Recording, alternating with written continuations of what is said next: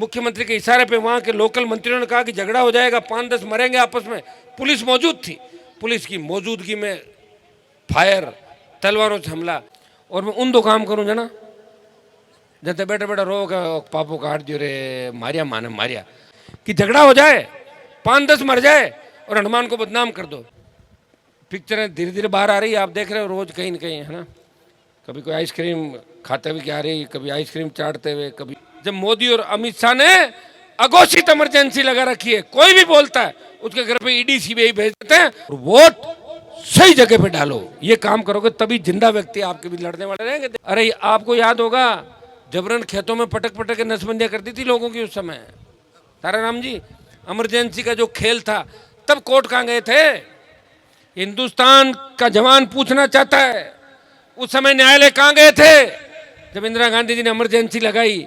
और आज भी जब मोदी और अमित शाह ने अघोषित इमरजेंसी लगा रखी है, कोई भी बोलता है उसके घर पे ईडी सीबीआई भेज देते हैं, उसके फोन टेप करते हैं, उनको झूठे मुकदमे में फंसा के और सजा करवा देते हैं, उनकी पॉलिटिकल डेथ करवा देते हैं। कहाँ है कानून? इसलिए हमें सोचना होगा और मजबूत लोगों को वोट के माध्यम से जिंदा रखना होगा। इसलिए ध्यान रखो, आपसे हम कुछ नहीं मांगते, जब वोट मांगने आए तो याद रखो कि वोट किसको देना है। ये 70 साल से जब पार्टियां आपको पागल बना रही है, तो अगर पार्टियों से कुछ लेना हो तो काम ले लो और वोट सही जगह पे डालो। ये काम करोगे तभी जिंदा व्यक्ति आपके भी लड़ने वाले रहेंगे देश के अंदर, बाकी जिंदा बचे नहीं लोग। और जितने बड़े लोग देख रहे हो ना, बड़े बड़े घराने, बड़े बड़े लोग, वो तो सरेंडर हो गए पहले से ही, वो तो हो गए सरेंडर। उनकी हालत क्या है वो आप सब जानते हैं। इनकी तो अब पिक्चरें धीरे धीरे बाहर आ रही है, आप देख रहे हो रोज कहीं न कहीं, है ना। कभी कोई आइसक्रीम खाते हुए आ रही, कभी आइसक्रीम चाटते हुए, कभी कोई और अलग अलग जगह से निकल रहे हैं सारे सारे। ये सारी चीज़ें भाई आप सबको ध्यान रखनी है। और ये इसलिए होगा क्योंकि जनता का जिसने अपमान किया, जनता को जिसने धोखा दिया, ईश्वर उनका ध्यान रखेगा।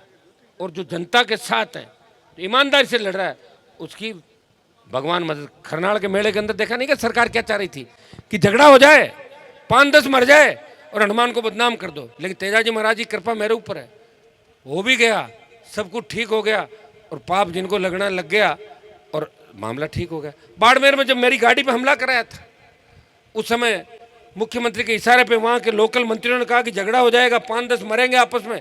पुलिस मौजूद थी, पुलिस की मौजूदगी में फायर, तलवारों से हमला, लेकिन चोट नहीं आई। वो भी हमला इसलिए कराया कि आपस में लड़के 5-7 मर जाएंगे और हनुमान को बंद कर दो।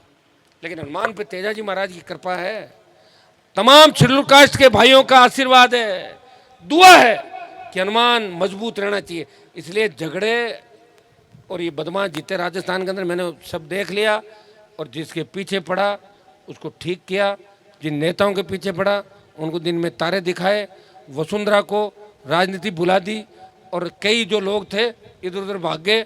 ये तो भजन मंडली है, ये भजन मंडली तो 1 महीने 1.5 महीने बाद उपचुनाव तक है, उसके बाद नज़र ही नहीं आएगी आपकी। ये मैं आपको विश्वास दिलाता हूँ। हम सब मिलके नए राजस्थान का निर्माण करेंगे। आज जो कार्यक्रम आपने कराया मेरे भाइयों ने, भील सेवा समिति ने, मैं इनका हृदय से आभार प्रकट करता हूँ। ताराराम जी, आप बच्चों को मोटिवेट करें, पूरे राजस्थान के अंदर आप दौरे करें। मैंने गोपाल को उपाध्यक्ष बनाया था मेवाड़ के अंदर। अब वो अभी बीच के दिनों में बच्चे सुस्त हो जाते हैं हमारे, खड़े रहते हैं, फिर कांग्रेस बीजेपी की टिकट मांग लेते हैं, फिर वहाँ नहीं मिलती, फिर वापस आ जाते हैं, 3 महीने बाहर घूमने लग जाते हैं।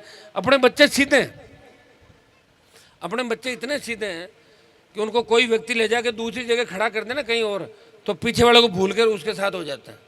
कोई 7 स्टार होटल में ले जाकर खड़ा कर दे।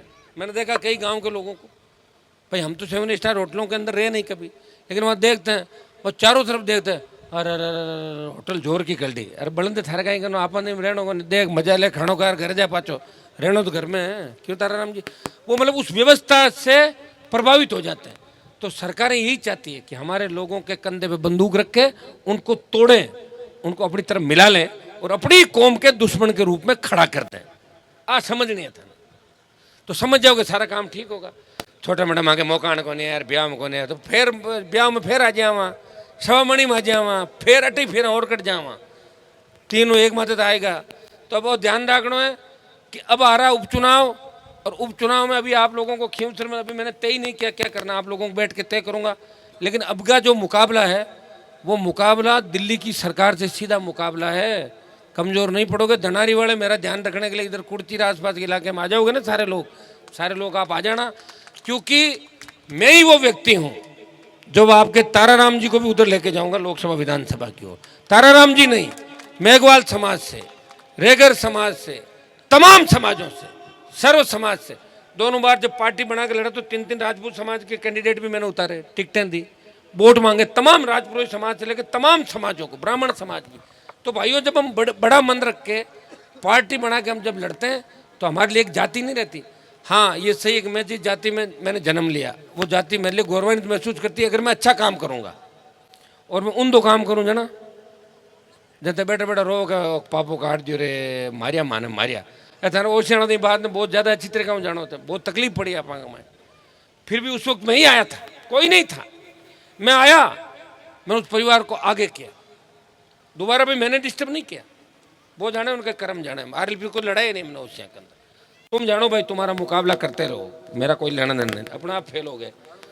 और भोपालगढ़ के अंदर जो हमारे कार्यक्रम करे भाई उनको भी बधाई, लेकिन एक आध जगह कार्यक्रम रखते तो और बढ़िया। वैसे तो ये कार्यक्रम बहुत बड़ा देखिए, बहुत बड़ी संख्या के अंदर सर्व समाज के लोग हैं। इसका मतलब राणा पूंजा भील आपके जरूर है, लेकिन वो हम सब के हैं। इसी भावना के साथ हमें राजस्थान को आगे बढ़ाना। बहुत बहुत आपको धन्यवाद। जय हिंद।